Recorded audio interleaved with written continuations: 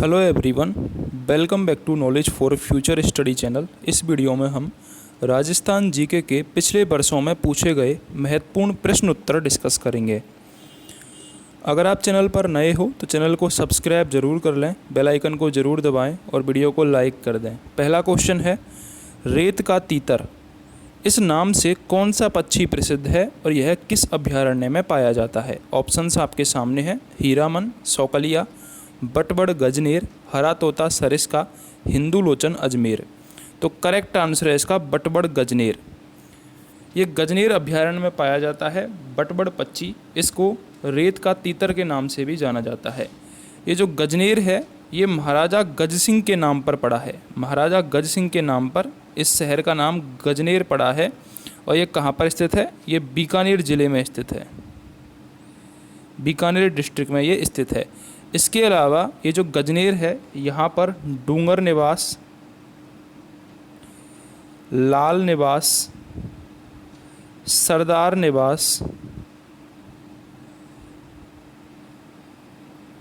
ठीक है, डूंगर निवास, लाल निवास और सरदार निवास, ये सुंदर महल भी यहाँ पर गजनेर में मिलते हैं। तो आपको याद रखना है, रेत का तीतर के नाम से बटबड़ पक्षी को जाना जाता है और गजनेर में ये मिलता है। अगला क्वेश्चन है, राजस्थान का प्रथम राष्ट्रीय उद्यान कौन सा है? रणथंभौर, मरू उद्यान, सरिस्का और नाहरगढ़। तो करेक्ट आंसर है इसका रणथंभौर। ये राजस्थान का प्रथम राष्ट्रीय उद्यान है। रणथंभौर को 1955 में राष्ट्रीय अभयारण्य बनाया गया था। 282 किलोमीटर स्क्वायर एरिया पर यह फैला हुआ है। ठीक है, सबसे पहले इसको क्या बनाया गया था? अभयारण्य। इसके बाद 1973 में इसको टाइगर प्रोजेक्ट घोषित किया गया था, टाइगर प्रोजेक्ट। ठीक है, और इसके बाद 1 नवंबर 1980 को इसे राष्ट्रीय उद्यान का दर्जा दे दिया गया था।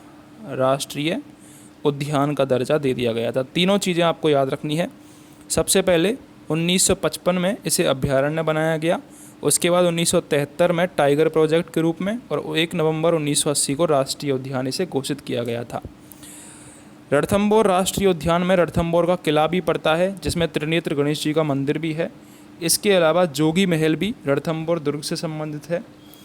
इसके अलावा रणथंभौर दुर्ग में उत्तर दिशा में बनास नदी, जो रणथंभौर राष्ट्रीय उद्यान है, उत्तर दिशा में बनास नदी और उसके दक्षिण दिशा में कौन सी नदी है? चंबल नदी बहती है। ठीक है, और रणथंभौर राष्ट्रीय उद्यान किस लिए फेमस है? बाघों के लिए ये ज़्यादातर फेमस है, बाघों के लिए फेमस है। इतना आपको याद रखना है। अगला क्वेश्चन है, फुलवारी की नाल ये कहाँ पर स्थित है? ऑप्शंस हैं उदयपुर, राजसमंद, कोटा, बूंदी। तो करेक्ट आंसर है इसका उदयपुर। उदयपुर में फुलवारी की नाल स्थित है। यहाँ से मानसी और जाखम, मानसी और जाखम इन दो नदियों का उद्गम होता है, ये आपको याद रखना है। फुलवारी की नाल अभ्यारण्य से मानसी और जाखम इन नदियों का उद्गम होता है। यहाँ पर बाघ, बघेरे, चीतल और सांवर ये वन्यजीव ज़्यादातर पाए जाते हैं फुलवारी की नाल अभ्यारण्य में। ठीक है, यहाँ पर फूलों की घाटी भी विकसित की जा रही है, ये भी आपको याद रखना है। अगला क्वेश्चन है, कुरंजा पक्षी विहार कहाँ पर स्थित है? तो कुरंजा पक्षी विहार ये खींचन में स्थित है, खींचन, जैसलमेर। ठीक है, तो खींचन गांव है एक, वहाँ पर कुरंजा पक्षी विहार स्थित है, ये आपको याद रखना है। कुरंजा का जो वैज्ञानिक नाम है उसको डेमोसेल क्रेन भी कहते हैं, डेमोसेल क्रेन भी इसको कहा जाता है। और ये साइबेरिया से ईरान और अफगानिस्तान होते हुए भारत में आते हैं, और भारत में ज़्यादातर ये बीकानेर और जोधपुर संभाग में पाए जाते हैं। बीकानेर और जोधपुर संभाग में ज़्यादातर ये पाए जाते हैं। जोधपुर के फलौदी गांव में तालाबों में पानी पीते हुए देखे जाते हैं। ठीक है, फलौदी गांव, या फिर जैसे कि ये खींचन गांव है इसका आंसर, तो खींचन में भी ये पाए जाते हैं। इसका नाम है डेमोसेल क्रेन, तो ये आपको याद रखना है। इसके अलावा भरतपुर के घना पक्षी विहार में भी पाए जाते हैं कुरंजा पक्षी, तो ये आपको याद रखना है। यहाँ पर आंसर हो जाएगा आपका फर्स्ट ऑप्शन करेक्ट हो जाएगा। अगला क्वेश्चन है, राजस्थान में सीता माता अभयारण्य किस जिले में स्थित है?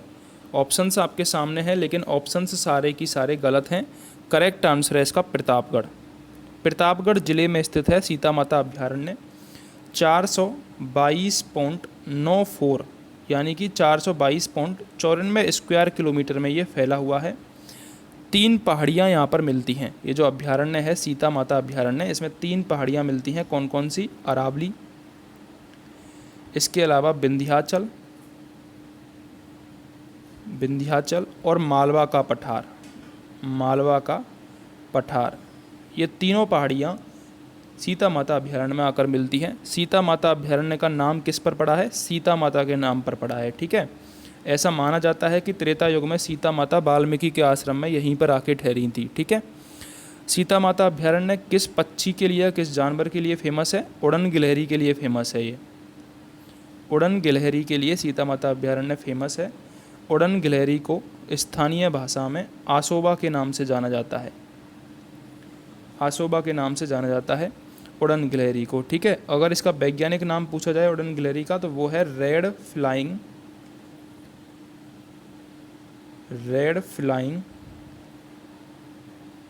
पेटोरिस्टा एल्बीवेंटर। पेटोरिस्टा एल्बीवेंटर, यह नाम आपको याद रखना है, रेड फ्लाइंग पेटोरिस्टा एल्बीवेंटर, ये इसका नाम है। इसके अलावा चौसिंगा यहाँ पर पाए जाते हैं। चौसिंघा को स्थानीय भाषा में भेड़ल भी कहा जाता है। भेड़ल, ये भी आपको याद रखना है, पूछा जा सकता है क्वेश्चन कि उड़न गिलहरी को स्थानीय भाषा में किस नाम से जाना जाता है? आसोबा करेक्ट आंसर होगा। और चौसिंगा को स्थानीय भाषा में भेड़ल के नाम से जाना जाता है। इसके अलावा सीता माता अभ्यारण्य में पेंगुलिन भी पाए जाते हैं, जिसे आड़ा हुआ कहते हैं। आड़ा हुला या फिर हुआ। ठीक है, इसके अलावा जंगली मुर्गे भी यहाँ पर पाए जाते हैं। इतना आपको सीता माता अभ्यारण्य के बारे में याद रखना है। अगला क्वेश्चन है कुरंजा क्या है? तो मैंने आपको बताया था कुरंजा एक प्रकार का पक्षी है जो कि साइबेरिया से भारत में आता है, ईरान और अफगानिस्तान के रास्ते। इसका जो नाम है, इसको डेमोइसेल क्रेन भी बोलते हैं, ये भी आपको याद रखना है, डेमोइसेल क्रेन। राजस्थान में घास के मैदानों और चरगाहों को क्या कहा जाता है? तो करेक्ट आंसर है इसका बीड़। राजस्थान में घास के मैदानों एवं चरगाहों को बीड़ के नाम से जाना जाता है। राजस्थान का सर्वाधिक वन क्षेत्र वाला जिला कौन सा है? राजस्थान का सर्वाधिक वन क्षेत्र वाला जिला कौन सा है? तो करेक्ट आंसर यहाँ पर हो जाएगा उदयपुर। सबसे ज़्यादा वन उदयपुर में पाए जाते हैं।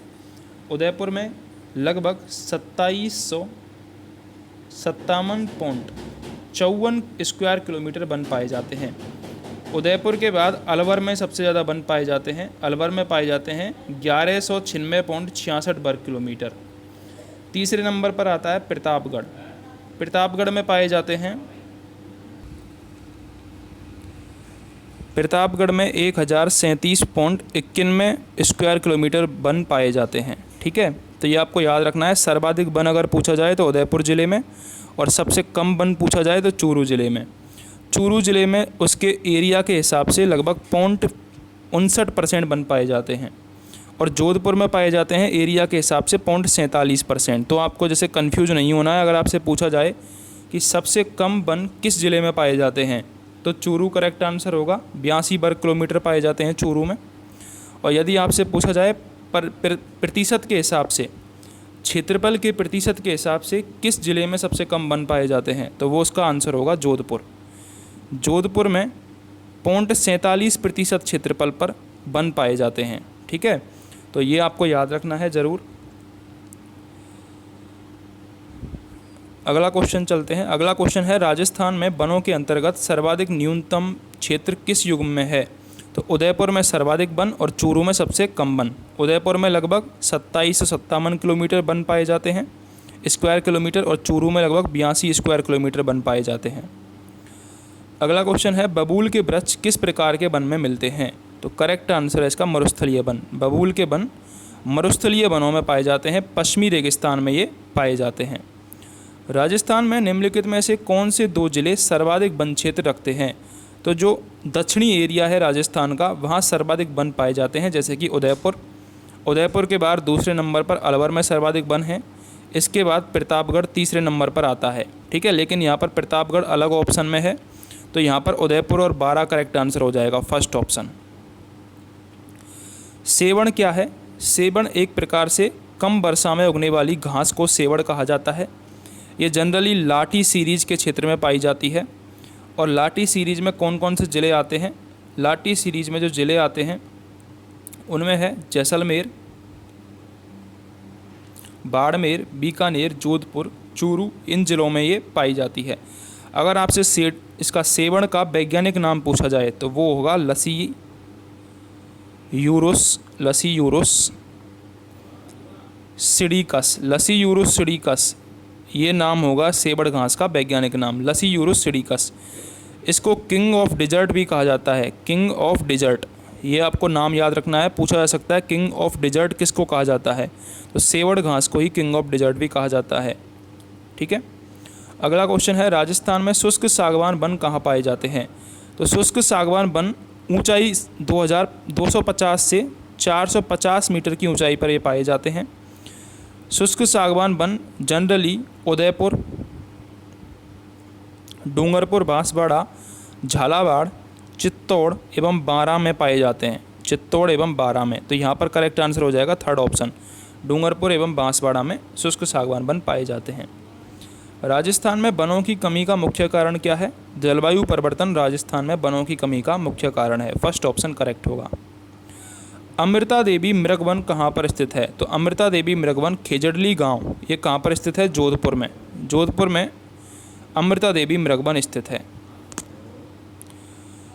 शुष्क वन संस्थान आफरी कहाँ स्थित है? तो आफरी ये 1985 में स्थापित किया गया था पर्यावरण एवं वन मंत्रालय के द्वारा, और जोधपुर में ये स्थापित है। किस जगह पर है इसका परिसर? न्यू पाली रोड पर इसका परिसर स्थित है, न्यू पाली रोड, जोधपुर। ठीक है, तो इतना आपको याद रखना है। अगर आपको वीडियो हेल्पफुल लगी हो तो चैनल को सब्सक्राइब ज़रूर कर दें।